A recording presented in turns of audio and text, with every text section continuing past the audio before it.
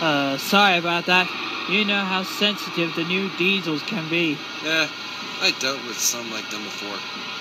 Say, who are you? I'm Lewis. I'm the last WP steam engine on the full bucket line. Say, are you Luke? Yeah. Wait a minute. How'd you find out about me? Dylan told me a lot about you. It really was the right thing saving Oots.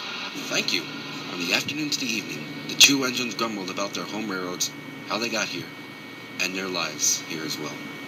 Until they decided to get some sleep. Then, at around midnight, a storm hit. A few days ago, this storm hit the Midwest with great force. Rain flew down, and because of this, the roads were completely flooded. Even after the storm had passed, the roads were still flooded. Debris was piled everywhere. Soon, the storm came to the full bucket line, but it wasn't that brutal as it's starting to head down to the west coast.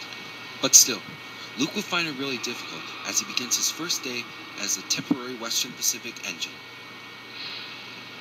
For your first job here, Luke, you'll pull a fast freight to Frampton, then take some hoppers to Bucket Springs, and then run light engine to Lake Horse. Yes, sir. While he's doing that, Lewis, Rick's motor has broken down yet again, so I want you to take his stopping train to Hope's End. See you later, Luke.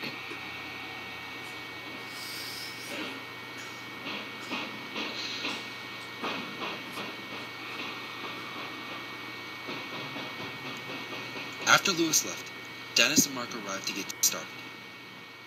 All set, Mark? Yep, the tank's filled up and we got full steam. We're ready to roll. Okay. Let's go, Luke.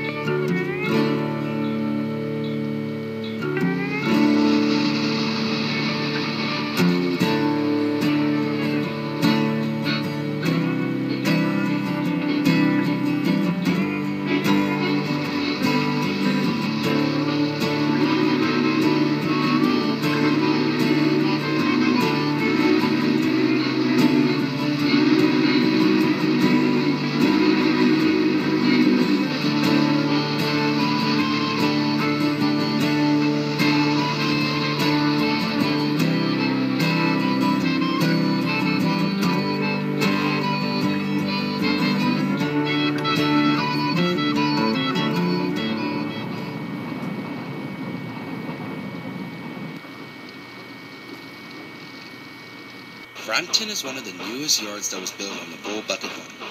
The construction of the yard first started in 1947, and by the winter of 1950, the yard was finally completed, a few weeks before the big snowstorm hit.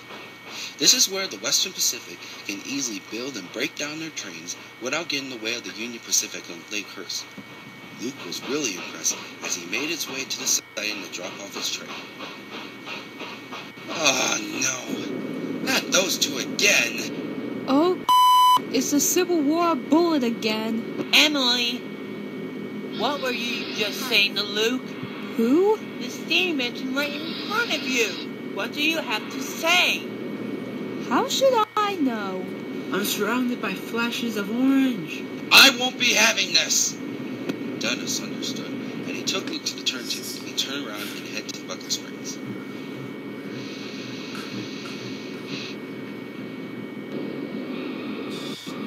A little later, Luke backed down onto his next train and was waiting at the signal box, ready to depart to Bucket Springs. While waiting, Dylan pulled up right next to him with a trainload of fish that was caught from the Pacific coast. Once that Luke left, Dylan will be traveling non-stop all the way to Salt Lake City, where he would pick up the California Zephyr for tomorrow's early morning run. While waiting, Dylan thought that this would be a good opportunity to apologize to Luke for Emily's behavior. Sorry about Emily. She can really be a pain sometimes. I think I understand. But why does she act like this? Well, it's kind of hard to explain, but...